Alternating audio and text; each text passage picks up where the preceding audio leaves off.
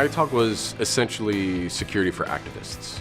So today, with all the NSA news and things like that, it's becoming abundantly clear that we're under constant surveillance. Technology has permeated all aspects of our lives. And the idea was to do a talk about how activism has evolved into where it is now, and security measures that need to be taken to protect yourself as an activist. Activism is typically if not outright illegal, it's skirting very close to the law. And well, they get red flagged a lot, don't they? So. Yeah, absolutely. Just being a member of Greenpeace can actually get you denied on a security clearance. So the United States government especially considers environmental activism very, very close to terrorism. So there's been a lot of Greenpeace activists that have been put on terrorist watch lists, for example. Peaceful. They've never committed any kind of act of violence. There's no evidence that they plan to commit an act of violence, but they're put on terrorist watch lists regardless.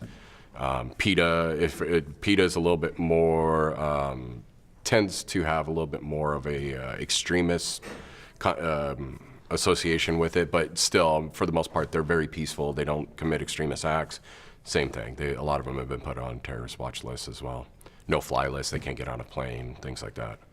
So wow. Yeah, and they've never committed. Right? Yeah, absolutely. And they've never really even committed a crime. They've just been associated with an organization. There's people that have lost jobs just because of this, of their political affiliations or their activist affiliations. So it's very important to decide if that's a risk you're willing to take, and if it is, what safeguards to take to make sure that it doesn't have long-term ramifications.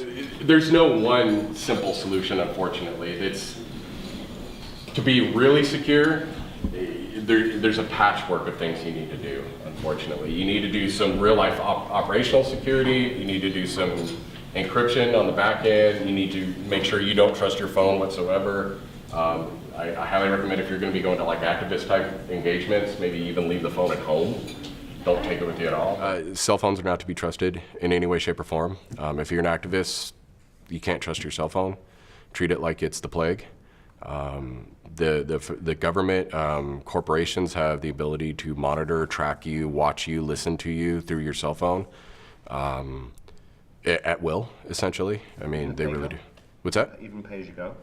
It depends. I mean, they all have microphones in them. They're all capable. There is a way of being switched on. If it's got GPS, you can be tracked through it, even pay as you go. The 3-axis accelerometer that's present in most of the smartphones, they can identify you by the way you walk. Yep. Yeah, Gus Hunt, who's the head of technology for the CIA, said as much in a talk earlier this year at I think it was the GigaOM conference at the beginning of the 2013. So. Yeah, it was kind of interesting to hear that. So we're getting to that point where we have this ubiquitous surveillance that is never going away and never forgets. You know, like 30 years from now, the things that you put on MySpace will still be there. You know, like the things that we probably should have never put on MySpace are still there. Operational security in your real life. Make sure that you're not cross-contaminating your activist life with your real life. You know, you got to keep the two separate. Treat activism like a job, treat your home life like your home life, and make sure that there's no cross-contamination with the two. Those are the two big ones. You know, you don't want to bring work home with you. You don't want to take home to work. Depending on what type of activism you're doing, some of it can be very peaceful, writing letters to companies, writing letters to your government representatives. Some of it can be very, some of them take it to the extreme where they're doing property damage and things like that, burning cars, burning buildings, things like that, which I don't recommend or advocate in any way, shape, or form, but some people do take it to that level, and if you are going to take it to that level, you need to make sure that you're not taking that home with you.